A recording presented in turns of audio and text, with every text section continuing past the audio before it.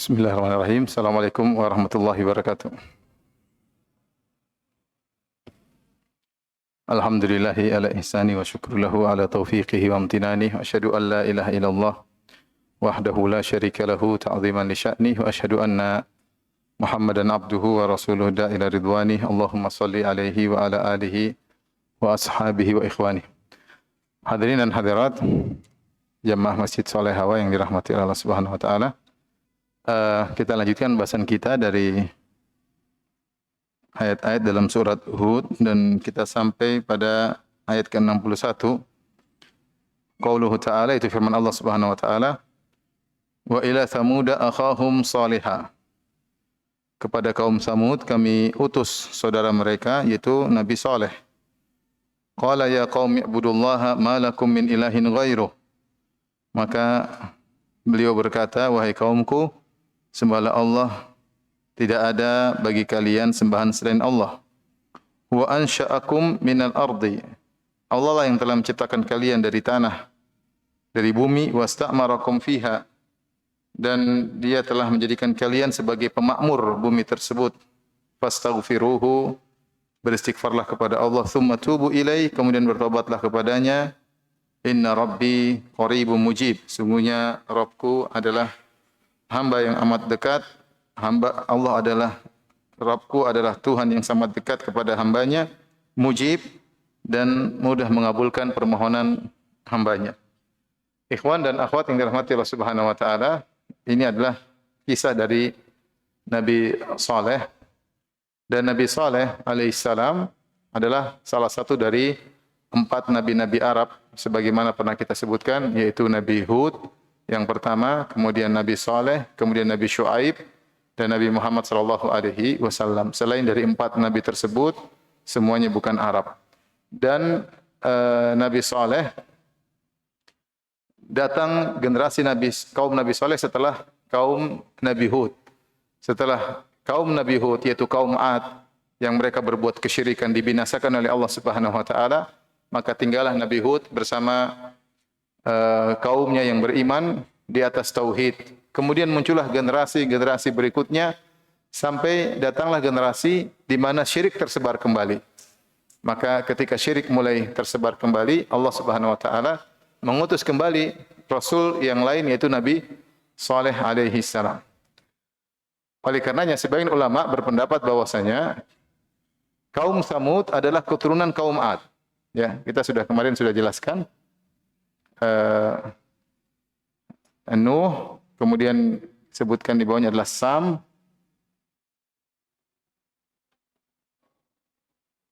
kemudian Iram, kemudian di bawahnya ada Ad. Nah, di bawah Ad ini ada beberapa generasi, kemudian Samud. Jadi pendapat banyak di ahli tafsir mengatakan bahwasanya kaum Samud ini adalah keturunan dari Ad. Dia keturunan dari Ad. Makanya ketika Allah menyebutkan dalam surat An-Najm tentang kaum Ad, kata Allah Subhanahu wa taala, wa annahu ahlaka 'adanil ula. Kata Allah Subhanahu wa taala, wa annahu ahlaka 'adanil ula. Dan Allah lah yang telah membinasakan kaum Ad yang pertama. Ini artinya kaum Ad yang pertama. Kaum Ad yang pertama. Kenapa disebut Adanil Ula, kaum Ad yang pertama? Untuk membedakan dengan kaum Ad yang kedua. Samud adalah kaum Ad yang kedua. Atau kaum Ad yang terakhir. Yang belakangan. Jadi Allah menyebutkan kaum Adnya, kaum Nabi Hud dengan wa annahu ahlaka adanil ula. Allah membinasakan kaum Ad yang pertama. Ada tambahan yang pertama untuk membedakan dengan kaum Samud. Karena kaum Samud juga keturunan kaum Ad. Entah beberapa generasi antara Nabi Hud dengan Nabi Saleh. Tetapi Nabi Saleh adalah keturunan kaum Ad. Ini pendapat banyak ahli tafsir. Pendapat ahli tafsir yang lain, mereka mengatakan bahwasanya ini pendapat pertama. Pendapat kedua bahwasanya kaum Samud sama Ad, nenek moyangnya kembali kepada Iram. Kalau pendapat pertama kembali kepada Ad, ini pendapat pertama. Pendapat kedua, Kaum Samud dan Ad beda jalur tapi sama-sama kembali kepada Iram. Sama-sama kembali kepada Iram. Allah alam bisawab, tapi intinya kaum Samud adalah bangsa Arab yang muncul setelah kaum Ad. Baik, Allah berfirman, wa ila Samud, kepada kaum Samud. Di manakah lokasi kaum Samud? Kaum Samud lokasinya sekarang masih ada yang disebut dengan Madain Saleh, yaitu kota-kota di situ dulu Nabi Saleh tinggal di situ. Kota tersebut sekarang dikenal dengan Al-Ula, Al-Ula ya. Saya gambarkan ya. Al-Ula letaknya sebelah utara kota Madinah. Jadi kalau kita gambar kota ini Madinah, kemudian di atas Madinah ada Khaybar. Khaybar dengan Madinah kira-kira 200 km. Kemudian di atasnya ada Al-Ula. Al-Ula. Al-Ula. Setelah itu nanti di atasnya ada Tabuk. Tabuk baru Syam. Nah, Madinah ke Khaybar ini kurang lebih 200 km. Madinah ke Al-Ula kurang lebih 320 km. Madinah ke Tabuk kurang lebih 700 km. Ya. Jadi kalau kita mau ke Tabuk, kita akan lewat Al-Ula. Makanya ketika Nabi sallallahu alaihi wasallam melakukan perang Tabuk pada tahun 9 Hijriah, Rasulullah SAW pergi ke Tabuk melewati Al-Ula. Ketika balik juga melewati Al-Ula. Makanya Nabi sallallahu alaihi wasallam mampir ke kota Al-Ula. Disitulah Nabi mampir bersama para sahabat di lokasinya kaum Samud. Kemudian sempat para sahabat memasak, mengambil air dari sumur-sumur yang ada di situ. Kemudian sempat membuat adonan untuk dibuat roti dari air di situ. Maka Rasulullah SAW suruh buang semua makanannya. Adapun adonan yang sudah tercampur dengan air yang ada sumber di situ digunakan untuk kasih makan onta. Tapi Rasulullah SAW melarang mengambil air dari lokasi tersebut. Jadi lokasi kaum Samud daerah Al-Ula ya. Kurang lebih 320 km dari kota Madinah. Saya 2 kali ke sana karena itu ada keperluan. Ada permasalahan pengadilan, mereka butuh penterjemah dari Madinah, kemudian saya ke sana. Kemudian saya minta izin untuk mampir ke tempat tinggal kaum Samud. Sempat masuk juga ya. Masuk ke rumah-rumah mereka ya. Jadi rumah mereka tuh kayak gunung, satu gunung, nanti ada rumah-rumah dibolongin. Terus dari gunung tersebut ada satu yang agak besar, rumahnya agak keren, terus ada kayak semacam patung. Ini mungkin Pak RT-nya ya. Nanti kita pergi ke gunung sebelah juga gitu, ada banyak rumah tapi ada satu yang keren sendiri, yang istimewa daripada yang lainnya, itu mungkin RT yang lain ya. Jadi seperti itu. Tapi ketika saya masuk, saya melihat bahwasanya kaum Samud bukanlah kaum yang besar-besar seperti kaum Ad. Allah katakan wa zadakum fil khalqi bastah. Kami tambahkan kepada, dan Allah tambahkan kepada kaum Ad tubuh yang besar. Tapi ketika Allah berbicara tentang kaum Samud, Allah tidak menyebutkan kelebihan kaum Samud dari sisi tubuh. Makanya kalau kita masuk ke rumah-rumah kaum Samud seperti biasa, tingginya juga enggak terlalu tinggi. Kita lihat juga lokasi tempat tidurnya juga biasa-biasa saja ya. Kita tidak merasa sedang masuk di rumah raksasa, tidak. Tapi kita merasa sedang masuk di rumah manusia yang ukurannya mirip-mirip dengan kita. Mirip-mirip dengan kita. Allah alam sepertinya tubuh mereka tidak ya seperti manusia sekarang. Berbeda dengan seperti Nabi Adam alaihissalam yang tingginya 60 hasta sekitar 30 meter. Kemudian kaum Ad juga yang Allah sebutkan wa zadakum fil khalqi bastah. Allah tambahkan tubuh kalian yang besar ya. Adapun kaum Samud, mereka tidak disebutkan keistimewaan mereka, seakan-akan tubuh mereka sama dengan manusia sekarang. Baik. Allah mengatakan wa ila Tsamuda akhahum. Kami utus kepada kaum Samud saudara mereka Nabi Saleh. Akhahum maksudnya saudara mereka secara nasab. Qala ya qaumi ibudullaha ma lakum min ilahin ghairuh. Maka Nabi Saleh berkata kepada kaumnya, wahai kaumku, sembahlah Allah semata. Mereka berbuat kesyirikan. Ma lakum min ilahin ghairuh, tidak ada sesembahan yang pantas kalian sembah kecuali Allah Subhanahu wa taala. Kemudian Nabi Saleh berdalil dengan tauhid rububiyah untuk tauhid al-uluhiyah. Kata Nabi Saleh, "Huwa ansha'akum minal ardi wasta'marakum fiha." Dialah Allah, hanyalah Dia yang menciptakan kalian dari tanah, yaitu Allah ciptakan dari tanah Nabi Adam alaihissalam. Kemudian dari Nabi Adam lahirlah kalian. Kalian adalah keturunan Nabi Adam. Adam Allah ciptakan dari tanah. Ya, dalam hadis disebutkan Allah mengumpulkan berbagai macam tanah dari atas muka bumi ini dengan berbagai macam warna, kemudian Allah gabungkan, kemudian Allah ciptakan Nabi Adam. Makanya manusia berwarna-warni. Berwarna-warni, ada yang putih, ada yang coklat, ada yang hitam, ada yang agak kehitaman, ada yang agak putih, ada yang agak coklat, ada yang kuning langsat, ada yang sawo langsat, ada yang sawo busuk, ada yang berbagai macam warnanya. Karena bumi ini tanahnya bermacam-macam.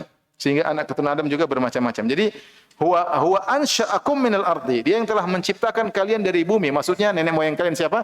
Adam alaihissalam. Kalau kita bukan dari bumi, kita dari pertemuan air mani dengan sel telur ovum. Lahirlah kita. Tapi nenek moyang kita Adam alaihissalam diciptakan dari apa? Dari bumi. Jadi Nabi Saleh mengingatkan, kalian itu bukan cuma kalian, mbah-mbah kalian, nenek moyang kalian sampai Nabi Adam yang ciptakan siapa? Allah Subhanahu wa taala. Nenek moyang kalian dulu Adam alaihissalam yang ciptakanlah Allah dari bumi. Tidak ada yang menciptakan Adam kecuali Allah Subhanahu wa taala. Kalau seandainya sembahan-sembahan kalian, berhala-berhala kalian ikut menciptakan Adam, bolehlah disembah. Wong ketika Nabi Adam diciptakan, berhala-berhala ini tidak ada. Ini baru ada. Bagaimana kalian mau menyembah berhala-berhala sementara yang menciptakan Nabi Adam dan nenek moyang kalian hanya Allah semata. Ini banyak dalam Al-Qur'an. Para anbiya, para nabi mereka berdalil dengan tauhid ar-rububiyah untuk tauhid apa? Al-uluhiyah. Sebagaimana hanya Allah yang esa dalam menciptakan, dalam memberi rizki, dalam mengatur alam semesta, maka Dia pula yang esa untuk disembah. Tidak boleh ada yang disembah kecuali siapa? Allah. Maka di sini Nabi Saleh mengatakan, "Huwa ansha'akum minal ardi." Dia yang telah menciptakan kalian dari bumi, wasta'marakum fiha. Dan Dia yang telah menjadikan kalian memakmurkan bumi tersebut. Firman Allah, "Ista'marakum." Istamar.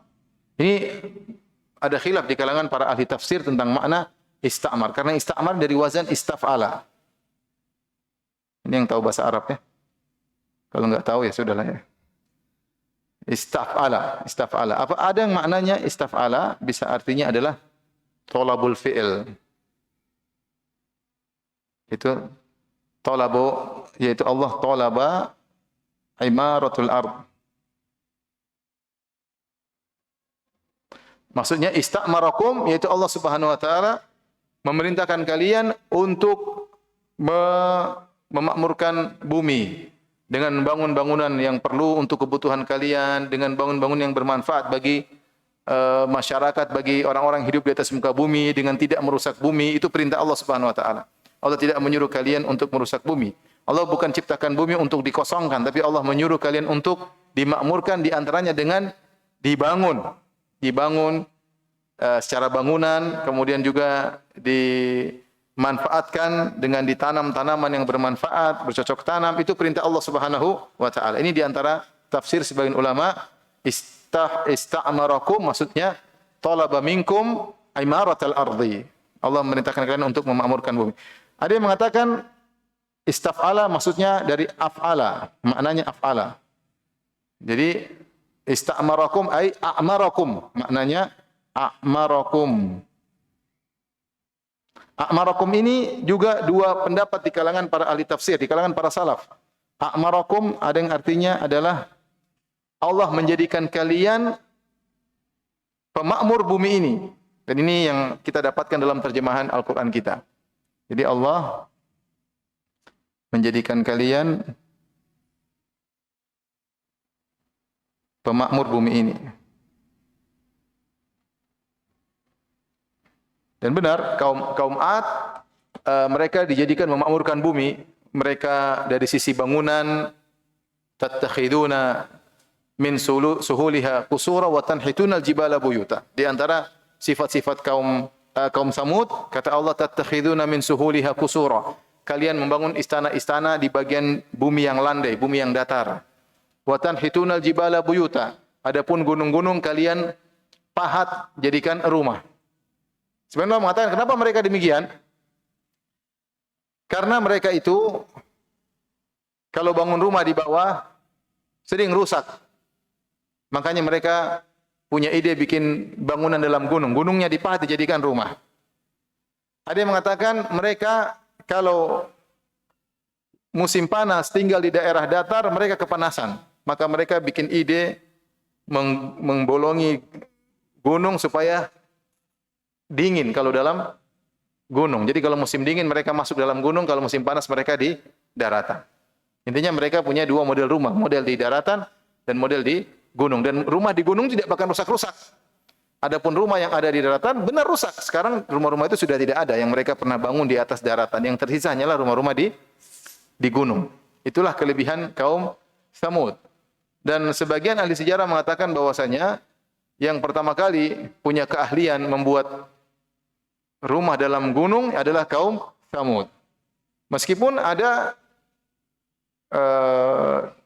manusia-manusia lain yang juga bisa membuat rumah dalam gunung seperti di Yordania, di Petra, itu juga ada seperti itu, gunung dijadikan rumah. Tetapi yang pertama kali adalah kaum Samud. Jadi maksudnya istamarakum fiha ay a'marakum fiha, wazannya af'al. Istaf'ala maknanya af'ala.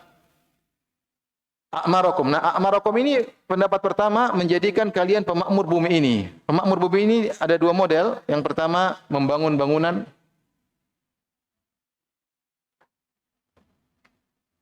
Yang kedua adalah bercocok tanam. Jadi kaum Samud mereka juga bercocok tanam sehingga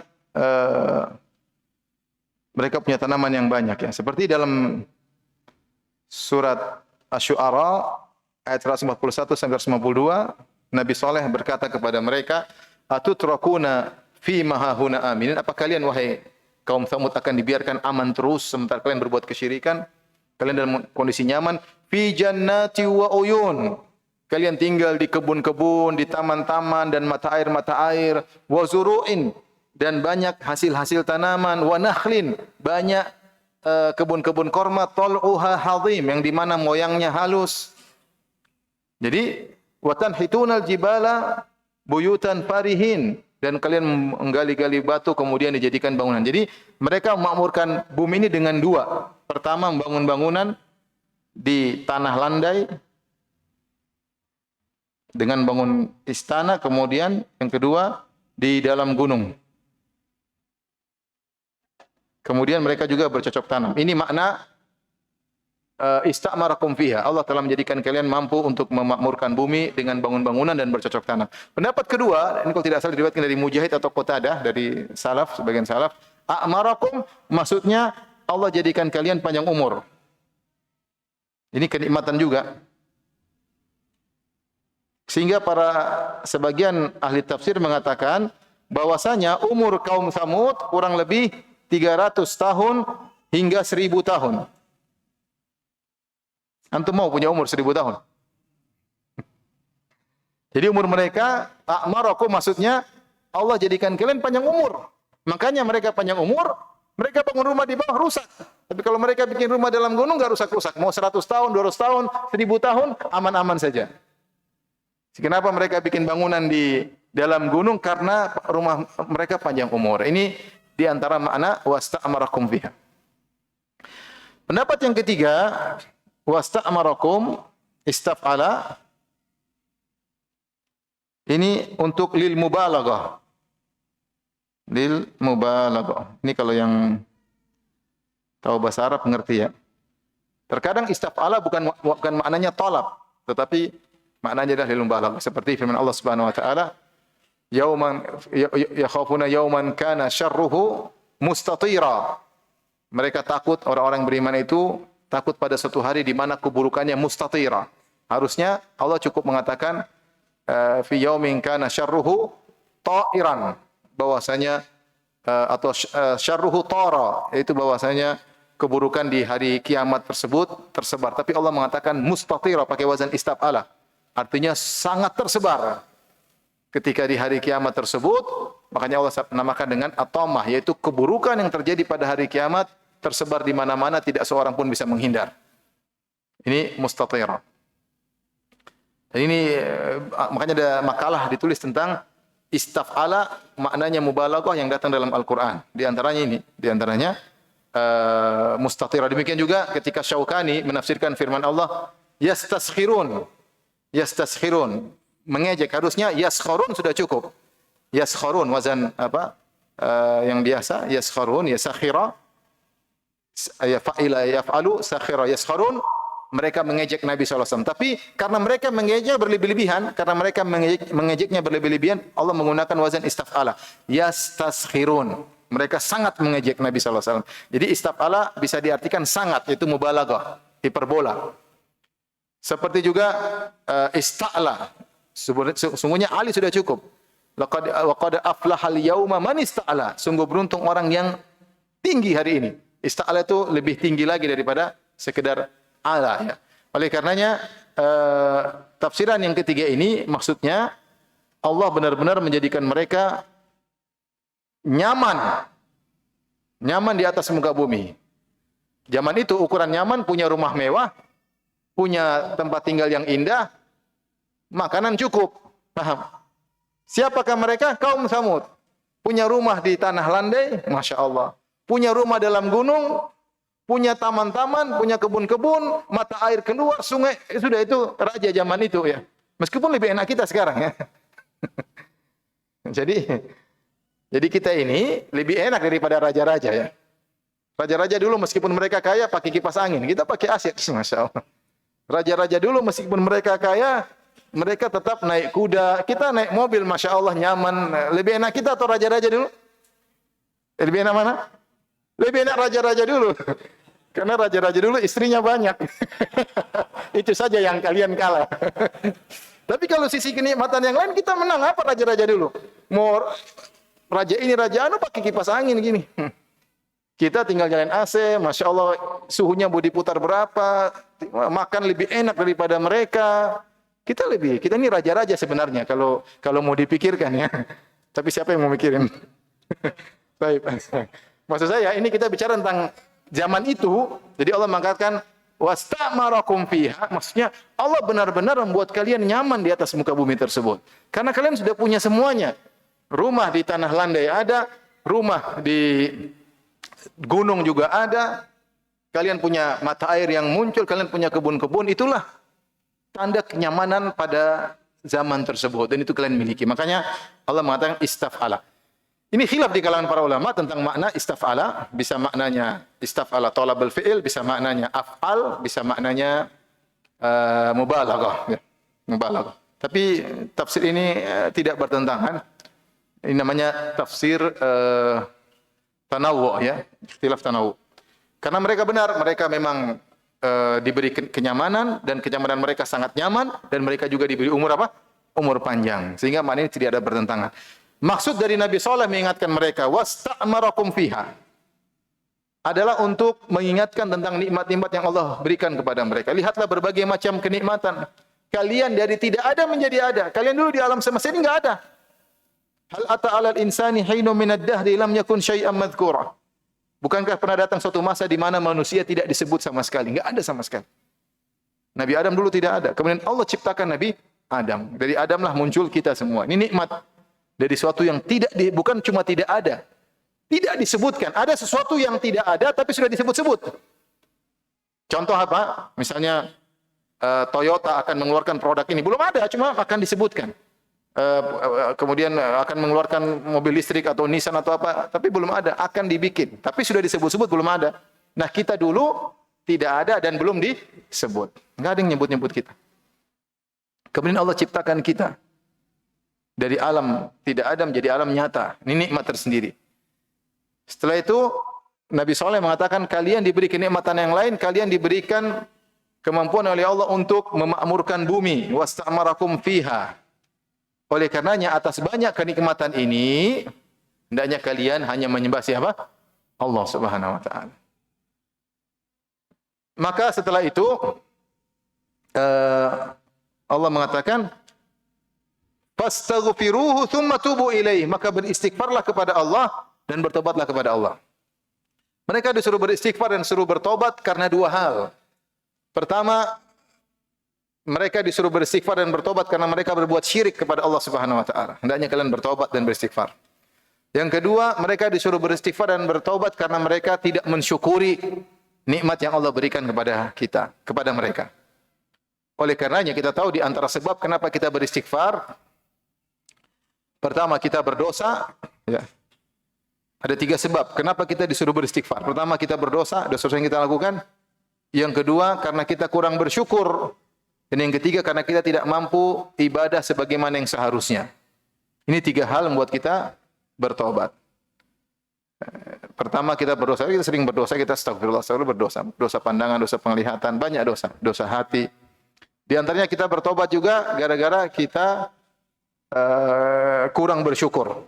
Banyak nikmat yang Allah berikan pada kita, namun kita tidak pandai mensyukuri nikmat tersebut. Padahal di antara bukti bersyukur atas nikmat adalah beribadah kepada Allah Subhanahu wa taala. Makanya Allah berkata, "I'malu ala Dawud syukra." Wahai Sulaiman, beramal solehlah sebagai bentuk syukur kepada Allah karena engkau telah diberikan nikmat yang begitu banyak. Karenanya kalau kita keluar dari toilet, kita bilang gufranaka. Gufranaka. Ya Allah, ampunilah aku. Kenapa? Karena terlalu banyak nikmat yang tidak bisa saya syukuri. Di antara nikmat yang kau berikan kepadaku, saya bisa buang air dengan nyaman. Seandainya kotoran tersebut tertahan dalam perut, nggak tahu rasa sakit kayak apa. Tanya orang-orang yang kalau penyakitnya lagi kambuh di perutnya, sakit sekali. Ya. Tidak bisa buang air, tidak bisa buang angin. Ya. Biasanya asal buang aja. Kali ini nggak bisa. Sakit. Ya. Sakit. Makanya kita kurang pandai bersyukur, banyak nikmat kita anggap itu nikmat cuma yang memang sudah kewajiban Allah untuk berikan kepada kita. Padahal banyak nikmat. Nikmat bernafas ini luar biasa. Kita enggak ngerasakan nikmat bernafas. Tapi lihat waktu kemarin musim pandemi, semua orang tahu nikmat nafas itu bernafas luar biasa. Banyak orang tahu akan hal tersebut. Saya di antaranya harus pasang apa? Jadi ya selama ini kita merasa ya itu suatu hal yang rutinitas harian kewajiban Allah. Memang begitu Tuhan, ya begitu harus kasih saya seperti ini. Sehingga kita tidak merasa. Padahal nikmat kita ya tajaddad. Nikmat yang kita rasakan itu diperbaharui setiap saat. Ya. Sehingga harusnya kita bersyukur juga seperti itu. Makanya ketika Allah menyebut tentang nikmat, kata Allah Subhanahu wa taala, "Wa atakum min kulli ma sa'altumuh." Dan Allah berikan kepada kalian kenikmatan yang kalian minta. Dalam sebagian qiraat, wa atakum min kullin ma sa'altumu. Allah berikan kepada kalian kenikmatan yang tidak kalian minta. Banyak nikmat yang kita minta Allah berikan dan lebih banyak nikmat yang kita tidak minta Allah berikan. Kita jarang berdoa atau minta kesehatan, kita dikasih kesehatan. Banyak. Banyak hal yang itu masih kecil, masih janin, kita enggak bisa doa, bisa doa enggak bisa berdoa, tapi Allah kasih nikmat enggak? Kalau kasih nikmat, kita enggak bisa doa, Allah sudah kasih nikmat. Setelah itu Allah mengatakan, wa in ta'uddu ni'matallahi la tuhsuha. Kalau kalian menghitung nikmat-nikmat Allah, kalian tidak bisa menghitung. Innal insana la zalumun kafar. Tapi manusia itu suka berbuat zalim, kafar suka ingkar. Artinya tidak bersyukur kepada nikmat Allah Subhanahu wa taala. Makanya di antara hal yang membuat kita wajib untuk bertobatlah karena kita kurang bersyukur. Yang ketiga, kita wajib untuk bertobat karena ibadah kita tidak sesuai. Kita kurang khusyuk, kurang ini, kurang harus puasanya masih enggak benar. Makanya Nabi SAW benar-benar mengetahui keagungan Allah Subhanahu wa taala. Kalau selesai salat Nabi langsung berkata apa? Astagfirullah, astagfirullah, astagfirullah. Itu Nabi yang salatnya sempurna luar biasa. Dia merasa salat ini masih belum sebagaimana harusnya keagungan Allah Subhanahu wa taala, apalagi salatnya kita ya. Intinya di sini Nabi Saleh mengatakan kepada mereka, fastaghfiruhu, beristighfarlah. Kenapa? Karena dua hal. Pertama, kalian berbuat dosa dengan berbuat syirik kepada Allah. Yang kedua, kalian kurang apa? Bersyukur. Karena Allah telah jadikan kalian menguasai bumi dengan berbagai macam kenikmatan, ternyata kalian kurang bersyukur. Kemudian yang menakjubkan sini, kata Nabi Saleh di penghujung ayat, Inna Rabbi qaribum mujib. Sungguhnya Rabbku adalah qarib, maha dekat, Mujib, maha mengabulkan. Maha dekat, yaitu maha dekat dengan rahmatnya, dengan karunia-Nya, dengan kasih sayangnya. Ya. Dan sifat al-qurb, sifat dekat Allah Subhanahu wa taala, ini hanya terkait dengan orang-orang yang bertakwa kepada Allah Subhanahu wa taala. Orang yang berzikir kepada Allah, maka Allah dekat dengan dia. Ya. Orang yang berdoa kepada Allah, Allah dekat dengan dia. Orang yang sedang menundukkan dirinya, Allah dekat dengan dia. Aqrabu ma yakunul abdu min rabbih wa huwa sajid. Kondisi Allah paling dekat dengan seorang hamba ketika seorang sedang apa? Sujud. Wa idza sa'alaka ibadi anni fa inni qarib. Kalau hambaku bertanya kepadaku, katakan aku sangat dekat. Ujibu da'wata da'i idza da'an. Itu aku dekat dengan orang yang sedang berdoa. Allah dekat dengan orang yang sedang berdoa. Seperti ini juga. Fastaghfiruhu wa tubu ilaihi tsumma tubu ilaihi. Orang yang beristighfar dan taubat, Allah dekat dengan dia. Hal ini berbeda dengan sifat al-ma'iyah. Nanti kalau kita belajar asma sifat, namanya sifat al-ma'iyah. Sifat al-ma'iyah, sifat kebersamaan terbagi dua. Ada namanya al-ma'iyah al-amah, ada al-ma'iyah al-khasah. Allah bersama dengan makhluknya dengan kebersamaan umum, artinya Allah melihat mereka dengan ilmu Allah, dengan penglihatan Allah, dengan pendengaran Allah, dan dengan ilmu Allah. Allah bersama kita seluruhnya. Wa huwa ma'akum aina ma kuntum. Allah bersama kalian dimanapun kalian berada. Wa huwa ma'ahum aina makanu. Allah bersama mereka dimanapun mereka berada. Bukan secara zat, tapi secara apa? Ilmu. Dimanapun seorang, Allah tahu tentang dia. Tapi di sana namanya kebersamaan khusus. Yang bukan hanya sekedar Allah mengetahui, tapi Allah menolong. Seperti firman Allah Subhanahu Wa Taala tentang perkataan Nabi Muhammad SAW kepada Abu Bakar. La tahzan innallaha ma'ana. Jangan sedih, sungguhnya Allah bersama kita. Ini bersama kita ini bukan bersama umum, tapi kebersamaan khusus artinya Allah memperhatikan kita secara spesifik dengan memberikan pertolongan. Seperti Nabi Musa alaihissalam ketika dikepung, di depan ada Laut Merah, di belakang ada Fir'aun, kemudian teman-temannya berkata, murid-muridnya berkata, innala mudrakun, kita bakalan ketangkap Fir'aun, mau lari kemana? Depan Laut Merah, belakang pasukan Fir'aun. Kata Nabi Musa alaihissalam, kalla inna ma'iyya rabbi, sungguhnya Rabbku bersamaku. Maksudnya bersama bukan cuma sekedar Allah tahu, tapi Allah akan apa? Menolong. Sehingga sifat al-ma'iyah ada dua. Ada ma'iyah yang umum, yaitu Allah bersama siapapun, orang kafir, orang Allah bersama mereka, karena Allah tahu mereka. Ada kebersamaan khusus, yaitu kebersamaan yang disertai dengan apa? Pertolongan. Adapun sifatul qurb, kedekatan, tidak ada umum, tidak ada khusus, cuma khusus. Hanya khusus kepada orang-orang yang beribadah. Makanya sifat qarib, sifat dekatnya Allah hanya datang kepada kondisi-kondisi tertentu. Seorang hamba sedang berdoa, seorang hamba sedang berzikir. Ya, kata Nabi SAW, arbi ala anfusikum, fa innakum la tad'una asamma wala ghaiban. Ya, kalian jangan keras-keras ketika berzikir. Kata kita sebagian orang, para sahabat ketika safar mereka berzikir teriak-teriak, Allahu Akbar, Allahu Akbar. Rasulullah tegur, tidak usah keras-keras. Yang kalian seru tidak tuli dan tidak tidak gaib. Ya, tapi sangat dekat dengan kalian, yaitu Allah dekat dengan orang yang berzikir. Allah dekat dengan orang yang berdoa. Fa inni qaribun ujibu da'watad da'i. Inna rahmatallahi qaribun minal muhsinin. Rahmat Allah dekat dengan orang berbuat ihsan. Sehingga kedekatan Allah hanya khusus kepada orang-orang yang bertakwa. Perhatikan di sini. Nabi Saleh berkata kepada kaumnya yang mereka musyrikin, terjerumus dalam syirik akbar. Tapi Nabi Saleh berkata, kalau kalian bertobat, Allah dekat dengan kalian. Padahal dosa yang mereka lakukan dosa syirik, bukan dosa besar doang. Dosa apa? Syirik. Tapi kapan mereka bertobat, Allah dekat dengan mereka. Langsung Allah dekat dengan mereka. Makanya kata Nabi Saleh, fastaghfiruhu tsumma tubu ilaihi inna rabbi qarib. Istighfarlah dan bertobatlah, sungguhnya Rabbku dekat dengan kalian kalau kalian beristighfar. Nah, itu kalau orang kafir saja bertobat Allah dekat, bagaimana dengan orang beriman? Maka seorang jangan pernah ragu untuk istighfar dan untuk bertobat. Kalau Anda istighfar dan Anda bertobat, Allah dekat dengan kalian. Innallaha yuhibbut tawwabin. Allah mencintai orang-orang yang bertobat. Kalau Allah cinta, Allah dekat. Maka jangan ragu kalau kita bermaksiat, kita langsung astagfirullah. Rabbighfirli wa tub alayya innaka tawwabur rahim. Sering basahi lisan dengan apa? Istighfar. Karena orang yang beristighfar, orang yang bertobat, Allah dekat dengan dia. Yaitu Allah akan kasih perhatian khusus. Allah akan berikan rahmatnya. Inna rahmatallahi qaribun minal muhsinin. Rahmat Allah dekat orang berbuat ihsan. Kemudian inna rabbi qaribum mujib, dan juga Rabbku Maha mengabulkan. Kalau kalian wahai kaum Tsamud, pelaku kesyirikan, kalian beristighfar, kalian bertobat, kalian berdoa, Allah akan kabulkan. Allah akan kabulkan.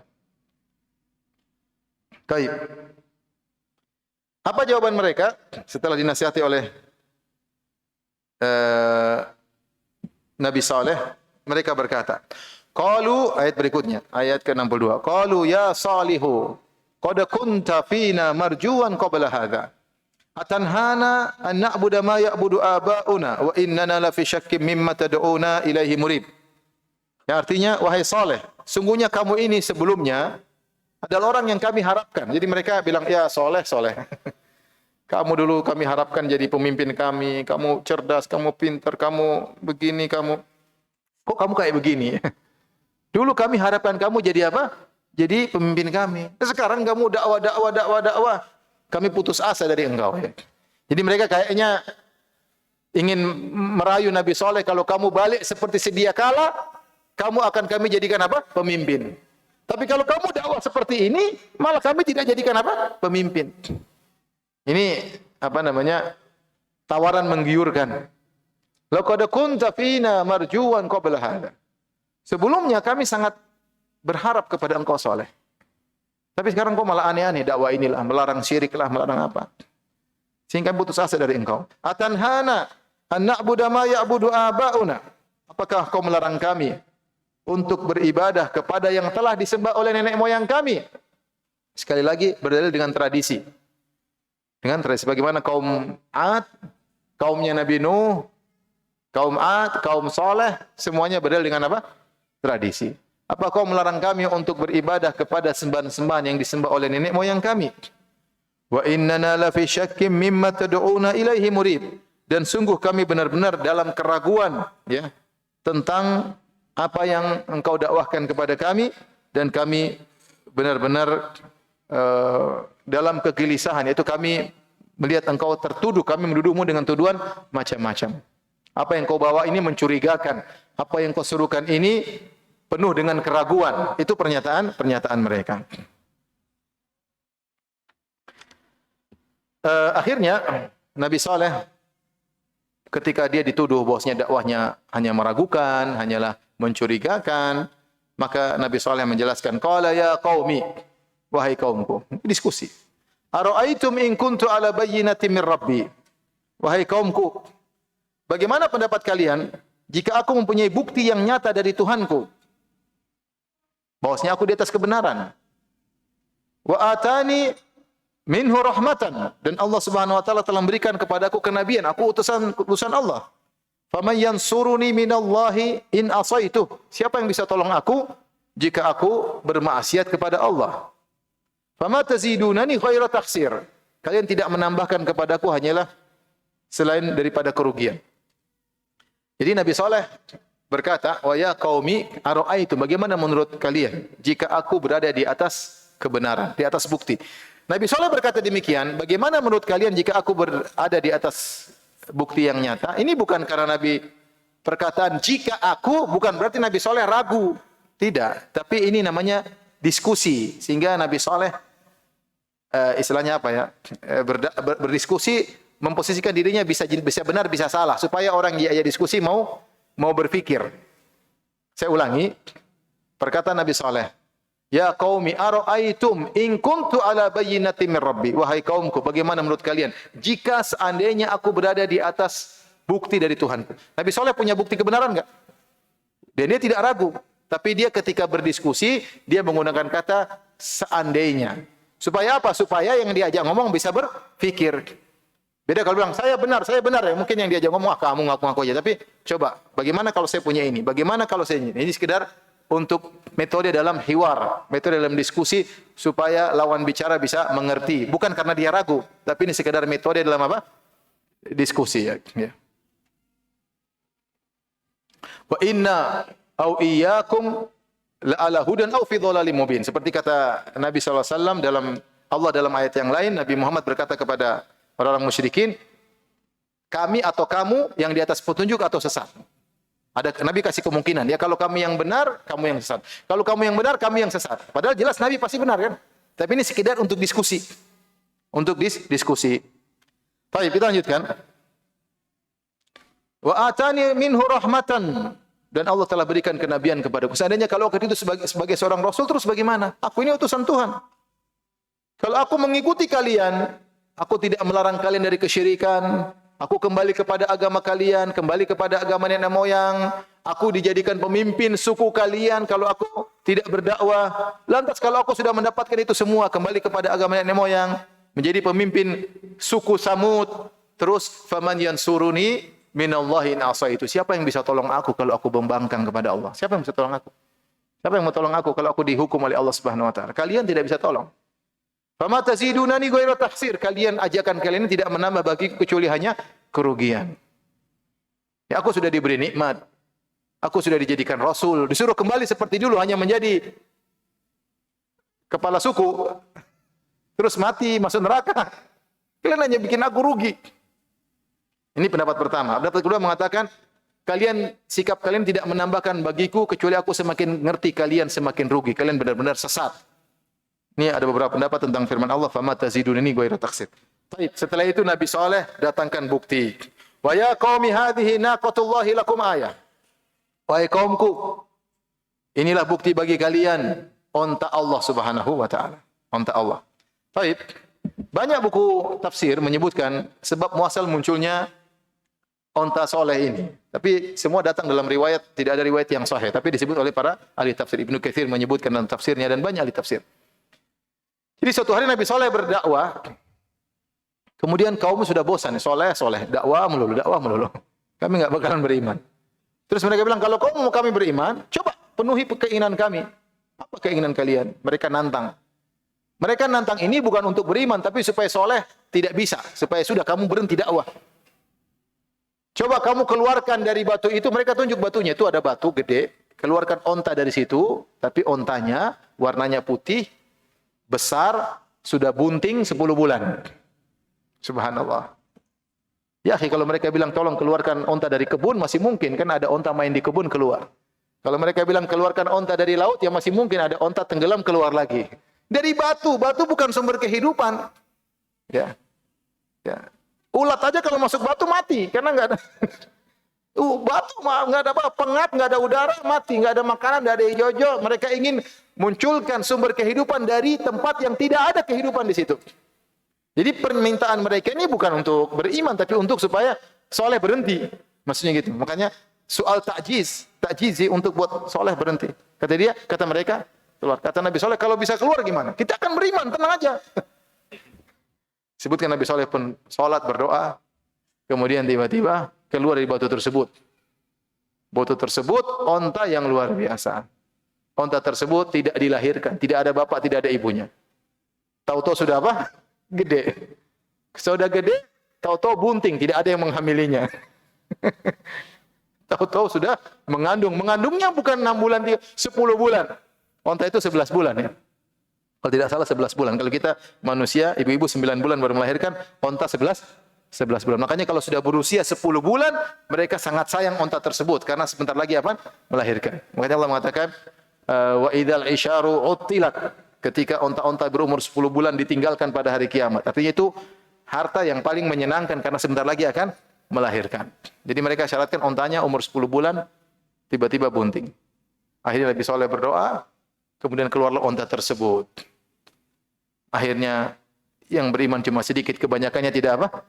Beriman. Mereka mengatakan, innama anta minal musahharin, kau ini tersihir aja. Jadi percuma mereka menganggap Nabi Saleh penyihir atau tersihir. Ya, walau fatahna alaihim babam minas sama'i fadhallu fihi ya'rujun laqalu innama sukkirat absaruna bal nahnu qaumun mashhurun. Kata Allah, seandainya kami bukakan bagi mereka pintu-pintu langit, kemudian kami pasang tangga supaya mereka bisa naik ke langit, toh mereka tidak bakalan beriman.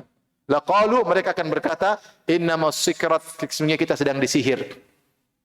Mata kita disihir sehingga yang kita lihat ini hanyalah sihir semata. Sehingga ketika para nabi, para anbiya alaihimussalam membawa bukti-bukti mukjizat, mereka hanya mengatakan penyihir, selesai. Nabi Musa alaihissalam ketika mendatangkan mukjizat yang menunjukkan kesaktian luar biasa, kata mereka, innahu lakabirukum alladhi allamakum sihir. Musa ini justru bosnya para tukang sihir. Kalian cuma anak buahnya. Ini bosnya ya. Kalian sudah kerjasama di luar. Ini bos kalian ya, percuma. Makanya Nabi Saleh alaihissalam mendatangkan mukjizat yang luar biasa, toh mereka tidak beriman. Makanya Allah mengatakan tentang onta Nabi Saleh, kata Allah Subhanahu wa taala,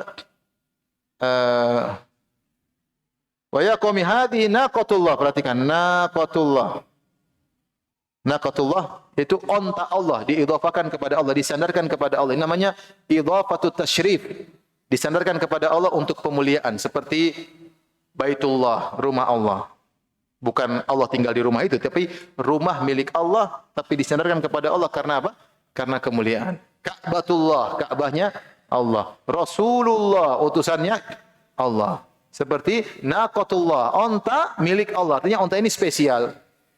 Dan keistimewaan onta ini banyak.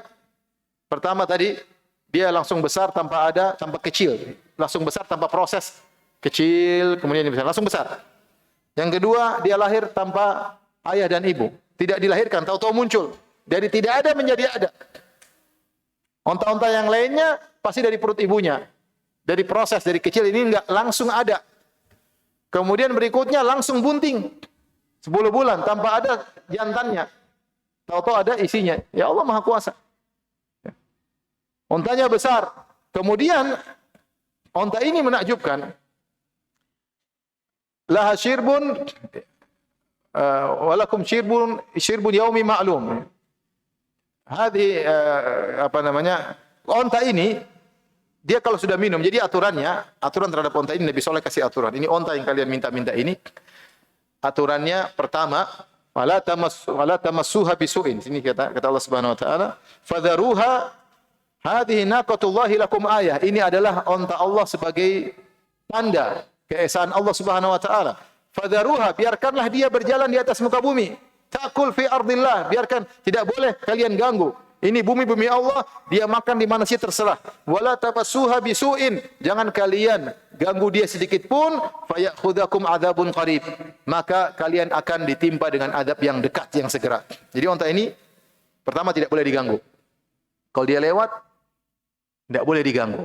Kata Nabi Saleh, fadharuha ta'kul, biarkan dia makan kemana saja, mau makan di sana, makan di sini, masuk kebun kalian, terserah. Ini aturannya. Kalian yang minta kan? Wala tamassuha, jangan sentuh dia. Apalagi memukul, sentuh aja enggak boleh, sentuhan mengganggu enggak boleh. Dihadang aja enggak boleh. Dia lagi lewat kemudian dihadang ini enggak boleh. Apalagi dipukul, apalagi dibunuh, jelas enggak boleh. Kalau kalian berani ganggu onta Allah Subhanahu wa taala, fayakhudzakum adzabun qarib. Kalian akan ditimpa dengan adab yang sangat dekat. Di antara keistimewaan onta ini, ya.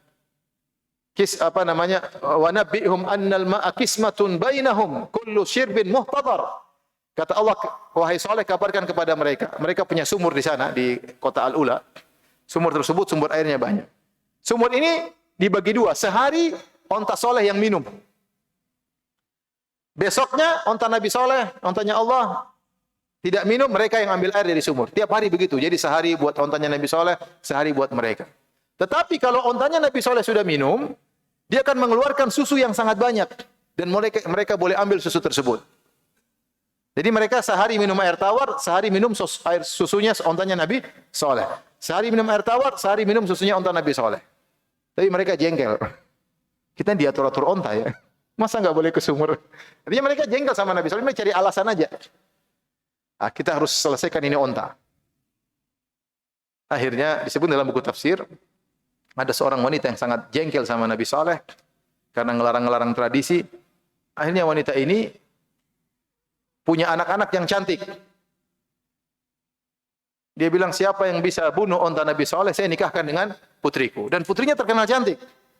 Maka muncullah seorang lelaki, kata Allah, idzim ba'atha ashqaha. Maka muncullah seorang lelaki yang paling celaka. Disebut namanya adalah Kidar atau Qudar bin Salif. Qudar bin Salif ini dia bangun, dia kuat, dia kokoh, anak buahnya banyak. Semua orang enggak ada yang berani ngorek-ngorek onta Nabi Saleh. Karena mereka tahu ini onta ajaib. Bukti bahwasanya ada Tuhan. Kok tiba-tiba muncul onta? Dari tidak ada menjadi ada, tanpa proses. Ini ada Tuhan. Tapi Ya mereka terjebak dengan tradisi. Tapi ketika disuruh bunuh, nggak ada yang berani. Yang berani satu orang namanya Qudar bin Salif. Disebutkan ketika dia mau ragu-ragu untuk bunuh, maka putri wanita tadi keluar kemudian dia buka cadarnya. Wush. Ini langsung Qudar bin Salif langsung tergerak hatinya, semakin semangat ya. Sudah lihat cewek cantik, pokoknya tinggal bunuh onta dapat cewek. Maka akhirnya dia pun maju, dia bukan cuma mengganggu onta, bahkan dia bunuh. Fa'aqaruha, dia sembelih onta tersebut. Subhanallah. Akhirnya kata Allah di sini, fa'aqaruha. Padahal Nabi SAW sudah bilang, adzabun qarib, kalau kalian bunuh akan datang azab yang segera. Tapi karena mempertahankan tradisi dan karena ingin dapatkan wanita cantik, akhirnya mereka pun menyembelih. Di sini perhatikan Allah menggunakan kata jamak plural, fa'aqaruha. Mereka pun menyembelih onta tersebut, membunuh onta tersebut. Padahal yang melakukan cuma satu orang, Qudar bin Salif. Kata Allah, idzim ba'atha ashqaha. Maka bangkitlah seorang yang paling celaka di antara mereka yang bunuh onta tersebut. Meskipun yang eksekutor cuma satu orang, tapi Allah sandarkan perbuatan tersebut kepada mereka seluruhnya. Kenapa? Karena perbuatan Qudar bin Salif sang eksekutor ini disetujui oleh yang lainnya. Disetujui oleh yang lainnya. Sehingga orang yang setuju dengan maksiat, dosanya sama dengan orang yang melakukan maksiat tersebut. Meskipun dia tidak lakukan, tapi dia dukung, dia provokasi, dia setuju, dosanya sama. Makanya Allah Subhanahu wa taala mengatakan fa'aqaruha. Ya, fa'aqaruha. Sama seperti misalnya ada kemaksiatan terjadi, ada kesyirikan. Sudah. Saya enggak syirik tapi oke-oke saja, bagus-bagus saja syirik. Sama aja kamu syirik. Saya enggak syirik tapi bagus nyembah berhala. Ya, bagus nyembah mayat-mayat hidup boleh, bagus ya. Bagus minta berdoa sama nabi-nabi boleh, bagus. Bagus minta kepada bintang-bintang, bagus itu ya, itu keyakinan bagus harus dilestarikan. Meskipun kalau kamu, saya enggak. Saya menyembah Allah Subhanahu wa taala. Sama, hukumnya sama. Karena kamu mendukung itu. Paham? Jadi orang yang mendukung kemaksiatan meskipun dia tidak melakukan, hukumnya sama dengan eksekutor maksiat tersebut. Dalilnya ini. Kata Allah fa'aqaruha, maka mereka pun menyembelih onta tersebut. Setelah mereka menyembelih onta tersebut, heboh ya. Maka Nabi Saleh datang kepada mereka ingatkan. Faqala tamatta'u fi darikum thalathata ayyam. Silakan kalian senang-senang di rumah kalian 3 hari saja. Habis 3 hari, dzalika wa'dun ghairu makdzub. Ini adalah janji Allah yang tidak akan salah, bukan dusta. Apa yang saya sampaikan ini benar. Setelah 3 hari kalian akan dapat siksaan dari Allah Subhanahu wa taala. Dalam ayat yang lain, Allah berfirman, "Kana fil madinati tis'atu rahtin yufsiduna fil ardi wa la yuslihun. Qalu taqasamu billah lanubayyitannahu wa ahlihi, thumma lanaqulanna liwalihi ma syahidna." Kata mereka, kata Allah Subhanahu wa taala, di kota tersebut ada 9 orang pelaku kerusakan. 9 orang ya. Bukan 9 naga. 9 apa? 9 orang. Mereka ini pembesar-pembesar kaum Tsamud. Mereka pembesar-pembesar kaum Tsamud, ketika sudah tahu ontanya sudah mati, dan mereka telah divonis oleh Nabi Saleh 3 hari kalian akan mati. Kata mereka sekalian, kita bunuh Saleh dulu sebelum kita mati. Akhirnya mereka taqasamu billah, mereka bersumpah demi Allah. Mereka percaya sama Allah. Taqasamu billah. Allah menyebutkan dengan kata tersebut. Qalu taqasamu billah. Marilah kita bersumpah dengan Allah. Lanubayyitannahu. Kita malam ini kita bunuh Saleh wa ahlahu. Kita bunuh dia dan istrinya, anak-anaknya. Tsumma lanaqulanna liwalihi. Kemudian kita sampaikan kepada keluarganya, ma syahidna mahlika ahlihi wa inna lasadiqun. Kami enggak tahu Saleh mati sendiri, kami enggak tahu. Jadi mereka sudah rencanakan malamnya kita bunuh, besoknya kita pura-pura enggak tahu. Nanti kalau kabilah-kabilah Nabi Saleh atau kerabatnya datang, enggak tahu, enggak ngerti. Kata Allah, wa makaru makran wa makarna makran wa hum la yash'urun. Mereka bikin makar, kami juga bikin makar. Ternyata ketika mereka ingin malamnya ingin bunuh Nabi Saleh, mereka mati duluan sebelum yang lainnya. Yang lainnya mati 3 hari lagi, mereka sudah mati, sudah tewas di luar. 9 apa tadi? 9 penjahat ya. 9 orang. Kemudian Nabi Saleh mengatakan, tamatta'u fi darikum thalathata ayyam. Silakan kalian bersenang-senang 3 hari, ingat ini janji tidak akan terluputkan. Akhirnya Setelah 3 hari, kata Allah, falamma jaa amruna. Disebutkan oleh Ibnu Katsir dalam tafsirnya, mereka menanti dengan penuh kegelisahan. Hari pertama wajah mereka pucat, hari kedua kuning, hari ketiga pokoknya bayangkan 3 hari lagi mati. Udah bingung, disebut ada yang mereka gali kuburan sendiri. Mereka bingung, mereka tahu soleh benar. Seharusnya kan mereka bertobat kan. Makanya Allah sebutkan sebenarnya mereka menyesal. Fa'aqaruha fa'asbahu nadimin. Dalam Al-Quran Allah mengatakan mereka menyembelih onta, kemudian mereka menyesal. Yang 9 tadi tidak menyesal, tapi yang lain semua menyesal. Nah kalau menyesal harusnya apa? Bertobat. Tapi mereka tidak bertobat. Harusnya mereka tanya soleh, ampun, enggak. Mereka takut tapi mereka siapa tahu tidak jadi. Tapi mereka ada yang sambil gali kuburan mereka. Pokoknya mereka nunggu. Hari pertama pucat, hari kedua kuning. Wajah mereka tiap hari bertambah. Sampai akhirnya ketika lewat 3 hari tersebut, mereka menanti siksaan. Kata Allah, falamma jaa amruna najjayna salihan walladzina amanu ma'ah birahmatin minna. Ketika datang perintah kami atau perkara kami, keputusan kami yaitu siksaan, najjayna salihan walladzina amanu ma'ah, kami pun selamatkan Nabi Saleh dan orang-orang yang bersama dengannya, itu orang beriman dari kalangan orang-orang miskin. Birahmatin minna, dengan rahmat kami. Sudah kita sampaikan, keselamatan karena rahmat Allah. Karena setiap kita pasti punya maksiat. Kalau Allah selalu menghukum karena maksiat kita, tidak ada di antara kita yang selamat. Tetapi Allah Maha Pengasih lagi Maha Penyayang. Kemaksiatan kita diampuni oleh Allah sehingga diselamatkan oleh Allah Subhanahu wa taala. Ini sudah sampaikan pada pertemuan ketika Nabi Hud. Kemudian kita Nabi Nuh alaihissalam juga demikian, ya. Allah selamatkan karena kasih sayang, bukan karena hebatnya kita. Wa min khizyi yaumi idz, dan Allah selamatkan mereka dari kehinaan hari tersebut. Kehinaan yang menimpa kaum Tsamud. Inna rabbaka huwal qawiyyul aziz. Sungguhnya Rabbmu Maha kuat dan Maha perkasa. Allah bisa menjalankan apa yang Allah inginkan. Kata Allah, wa akhadhal ladzina zalamus sayhatu, maka orang-orang zalim tersebut yaitu para pelaku kesyirikan dari kaum Tsamud, mereka pun ditimpa dengan as-sayhah. Sayhah itu suara yang keras. Di sini Allah menggunakan kalimat as-sayhah, yaitu masdar dengan ta marbutah, artinya satu suara keras aja. Satu suara keras aja, enggak usah 2 kali, 3 kali, sekali saja. Mereka terkena suara yang keras, fa asbahu fi diyarihim jathimin. Jadilah mereka terjungkal di rumah-rumah mereka jathimin. Jathimin itu lutut mereka di tanah sampai kepala mereka juga di tanah. Seperti orang lemas kemudian mati dalam kondisi bertekuk lutut, wajah tapi kepala mereka tersungkur di mana? Di tanah. Jathimin. Kata Allah, perhatikan, ka'allam yagnau fiha. Seakan-akan mereka tidak pernah tinggal di situ. Seakan-akan mereka tidak pernah ada di situ. Artinya cepat sekali. Sudah selesai. Suara keras mati. Seakan-akan mereka enggak pernah hidup sebelumnya. Seakan-akan mereka enggak pernah tinggal di situ sebelumnya. Benar-benar sekali langsung tewas. Ya. Ala inna Tsamuda kafaru rabbahum. Sungguhnya kaum Tsamud telah kufur kepada Rabb mereka. Ala bu'dan li Tsamud.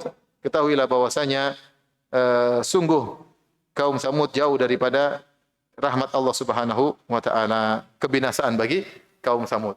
Sebutkan dalam ayat-ayat yang lain, kaum Tsamud disiksa oleh Allah dengan 3 siksaan, yaitu sa'iqah, sayhah dan rajfah.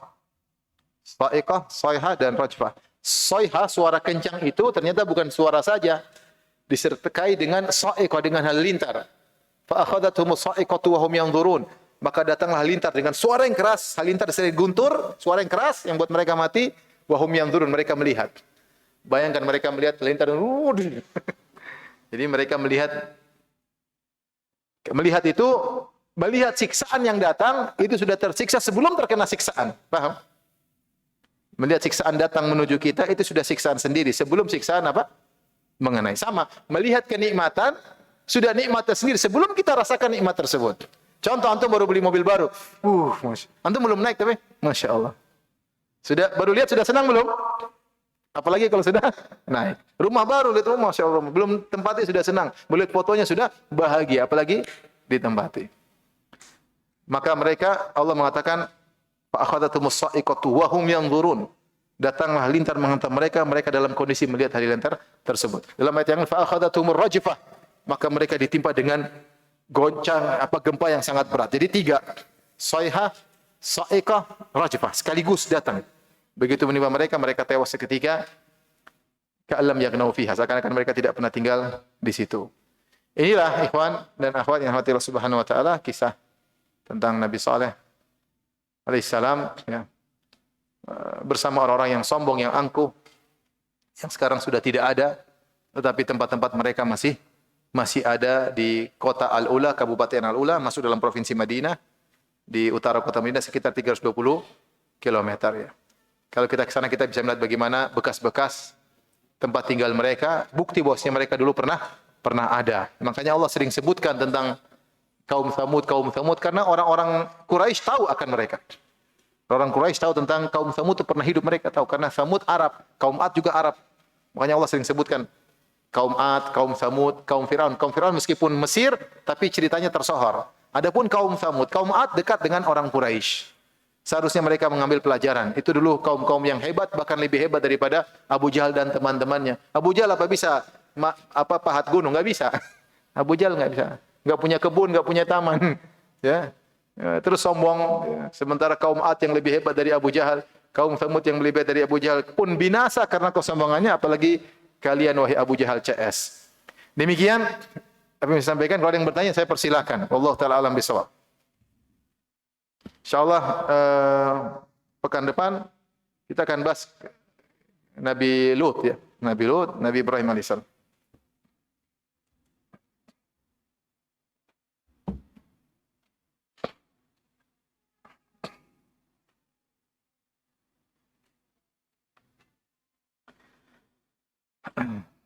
Manakah yang lebih sahih?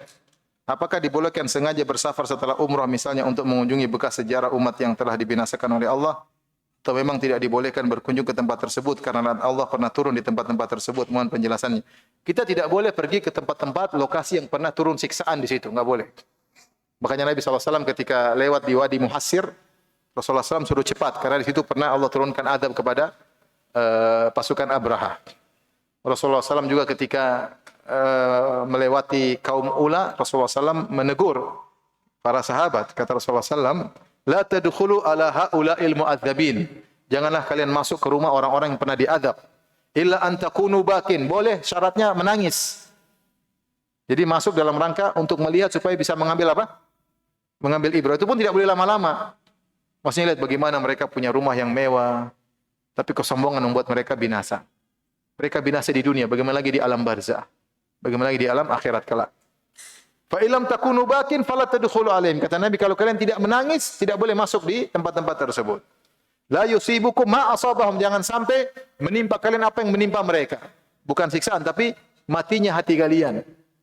Kata Ibnu Hajar, bukan maksudnya orang yang di situ ketawa-ketawa, terkena halilintar seperti kaum Tsamud, tapi tidak. Hati kalian mati sebagaimana hati mereka juga apa? Mati. Makanya hukum melewati daerah-daerah tersebut yang pernah diturunkan azab, kalau kita tahu pernah azab, maka tidak boleh kecuali cepat dalam kondisi mengambil ibrah pelajaran. Adapun datang ke kaum Tsamud kemudian ketawa ketiwi, coba tidur di tempat tidurnya, kemudian selfie, enggak boleh. Enggak boleh. Dan itu yang dilakukan oleh banyak orang. Makanya kalau di Mina kalau tidak salah Wadi Muhassir tidak dibuat kemah. Jadi tetap dibuat jalan. Tidak dibuat kemah situ ya. Karena situ Rasulullah pernah lewat cepat di situ.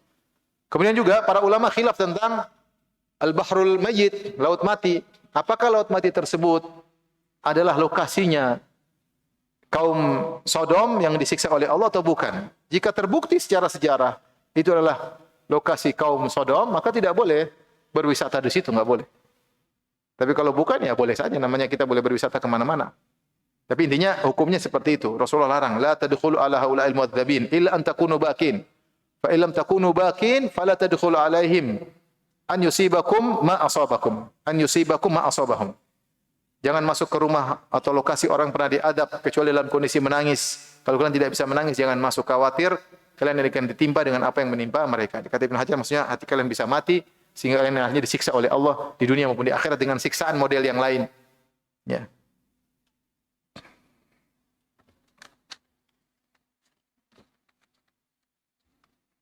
Jadi lihat aja lewat YouTube. Lewat apa? YouTube.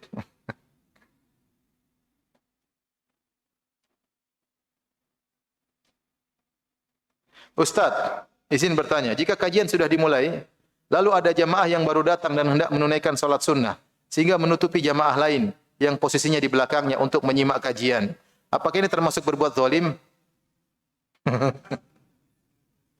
Yang kedua, mana yang lebih diutamakan, langsung menyimak kajian atau menunaikan salat sunnah dulu yang niatnya sudah dari rumah? Jangan kenceng-kenceng lah. Ada teman salat sunnah, biar ini paling 2 menit, 3 menit, sabar lah. Gak usah, ini zalim banget. Santai aja, maksudnya kita jangan begitu lah, santai aja. Atau kita bilang, minggir dikit dong, saya mau lihat Ustaz. Ya, bisa kita ngomong nih, enak. Tidak usah kita bilang, maksudnya kita beri uzur lah sama teman kita. Dia datang, dia sholat, mungkin buru-buru, pingin cepat. Dia nggak mungkin juga sholat lama-lama. Jadi terganggu dengan suara saya juga ya.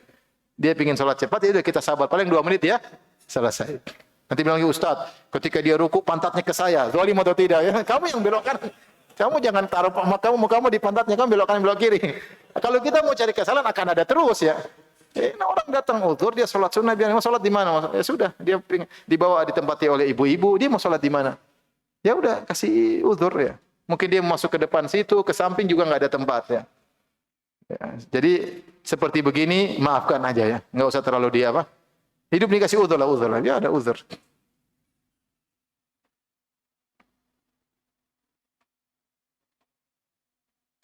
Ustaz, mohon nasihat untuk saya yang masih muda, rajin kajian tapi juga banyak maksiat. Oh, ini kawin aja, kawin ya.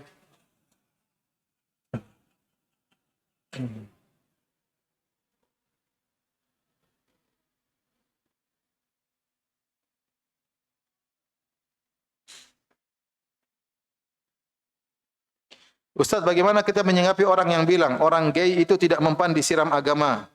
Indonesia itu dikit-dikit disiram agama. Emang orang gay bakal berubah jadi enggak gay?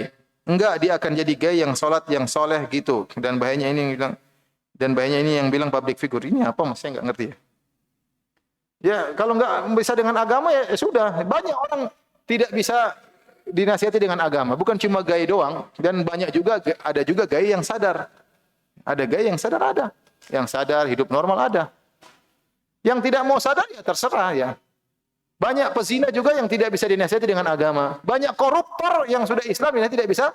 Terus kemudian biarin aja gitu maksudnya. Kalau tidak bisa dinasihati kemudian dibiarin aja. Ya enggak lah. Kita tugasnya menegakkan hujah, menyampaikan. Dia enggak dengar, enggak dapat hidayah, enggak dia hidayah bukan urusan apa? Urusan kita. Emang Abu Jahal dinasihati Muhammad sallallahu alaihi wasallam bisa sadar? Enggak sadar-sadar sampai mati. Terus Rasulullah tidak usah dakwahi Abu Jahal. Ini aneh. Pak Ustadz, anak saya panas dan mengigau tidak jelas. Istri saya menyuruh saya minta ke Pak Kiai air untuk diminumkan. Apakah ini kesyirikan? Tidak. Jadi tidak apa-apa. Pak Kiai baca Al-Quran, Al-Fatihah, atau 3 kul, ditiupkan ke air, kemudian diminumkan kepada anak tersebut. Namanya ruqyah. Ruqyah. Pak Kiai, antum sendiri juga tidak apa-apa, enggak mesti ke Pak Kiai.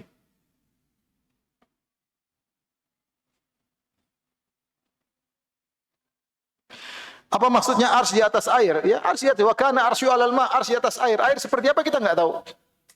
Kita enggak tahu. Air banyak model, cairan saja banyak sekali modelnya. Yang dimaksud dengan air kita enggak tahu air seperti apa.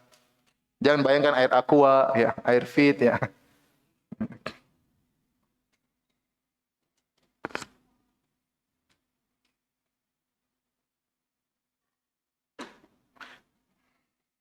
Ustaz, bagaimana sikap kita terhadap tetangga yang tidak sholat, tidak zakat, tidak puasa?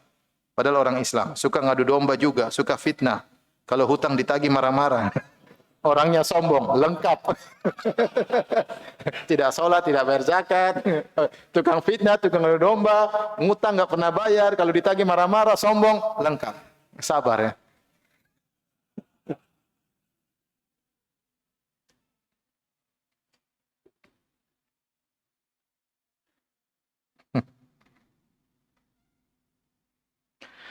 Tapi demikian saja kajian kita. InsyaAllah kita lanjutkan pekan depan. Kurang lebih mohon maaf. Wabillahi taufiq wal hidayah. Assalamualaikum warahmatullahi wabarakatuh.